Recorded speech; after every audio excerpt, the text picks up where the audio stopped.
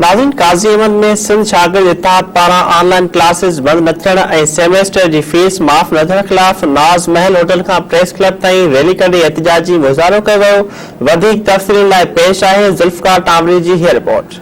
ॿुधाईंदो त सिंध शागिर्द इत्तेहाद पारां जेके ऑनलाइन क्लासेस आई पिया जेका उन्हनि जाइज़ मुतालबा आहिनि उन्हनि ख़िलाफ़ हू रैली कढी ताल खां प्रेस क्लब पहुता आहिनि। वधीक उन्हनि खां पुछूं था त हुननि जा छा मुतालबा आहिनि।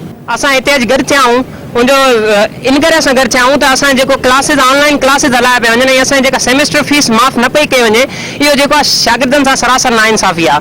पहिरीं ॻाल्हि त जेको असांजे हिननि ऑनलाइन क्लासिस हलाया आहिनि उनमें हिननि जेको असांखे हिननि हुकुम त करे छॾियो आहे ऑनलाइन क्लासिस हलायो हेक असांजी जेका हुकुम करे छॾियो आहे मगर जेको आहे शागिर्दनि खे कहिड़ियूं तकलीफ़ूं आहिनि हिननि खे का ख़बर न आहे। असां वटि कनेक्टिविटी जी प्रॉब्लम आहे। असां वटि शागिर्द जेको आहे सो ॻोठनि में रहनि था। असांजी अधु खां घणी आबादी ॻोठनि में रहे थी उते कनेक्शन आहे न तव्हांखे ख़बर आहे सिग्नल जी प्रॉब्लम आहे। ॿी ॻाल्हि त असांजा शागिर्द एॾा वेचारा ग़रीब आहिनि जो उहे न की लैपटॉप अफोर्ड करे सघनि था न की मोबाइल्स अफोर्ड करे सघनि था। जेकर उन्हनि वटि मोबाइल लैपटॉप्स ॿई आहिनि त उन्हनि वटि अहिड़ा पैकेजिस लाइ पैसा न आहिनि। हफ़्ते जे पैकेज लाइ 200 रुपया था खपनि। असांजा शागिर्द ग़रीब आहिनि। लॉकडाउन थी वियो आहे ॾियारी मज़दूर जेके आहिनि उन्हनि वटि पैसा न आहिनि त असांजो ग़रीब तबिको उहो काॾे वेंदो। इंतिज़ामिया जे तरफ़ खां ऑनलाइन क्लास स्टार्ट कया विया आहिनि उन्हनि में असांखे तमामु घणी तकलीफ़ थी थिए छो जो मेन मसइलो इहो आहे असां मोबाइल बि अफोर्ड करे था वञूं पैसा या असां ॿी जेका अफोर्डेबल शयूं आहिनि अफोर्ड करे था वञूं पर मेन मसइलो आहे त नेटवर्क न आहे।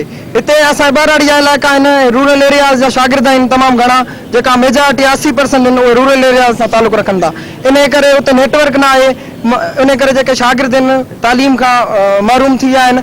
ऐलानियल सिंधगीर एहतिजाज में अॼु जेको असां काज़ी अहमद में एहतिजाज करे रहिया आहियूं इहो फ़क़ति सिंधी ऑनलाइन क्लासिस हलाइण या ऑनलाइन इम्तिहान वठणु सेमेस्टर वठणु इहो सिर्फ़ु ऐं सिर्फ़ु शागिर्दनि खां फीस वसूल करणु आहे न के सेहतमंद रवैयो। इहो सेहतमंद रवैयो हिकिड़ो न आहे। शागिर्द तक़रीबन जेके बि यूनिवर्सिटीज़ या इदारनि वॾनि इदारनि में जेके बि शागिर्द पढ़नि था उन्हनि में तक़रीबन 60 खां 70% शागिर्द ॿाहिराड़ी जा आहिनि। ठीक है उन्होंने पहिरीं ॻाल्हि दिखरी आहे त H+ त परे जी ॻाल्हि रही पर 2G पूरो कोन थो हले।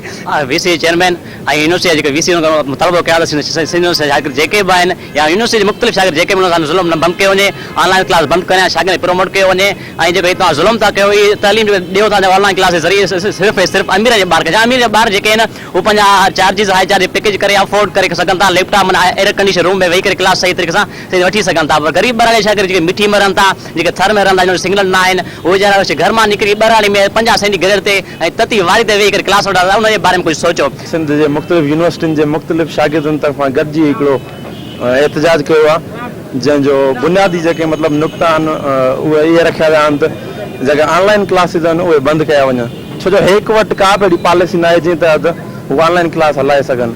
ऐं उनखां अलावा हेक जो जेको शहनशाही हुकुम आहे इन हुकुम खां सवाइ ॿियो असांजो को हिन जो मतिलबु हिन जी का एक्टिविटी वग़ैरह या हिन जो कमु को नज़र अचे कोन थो असांखे।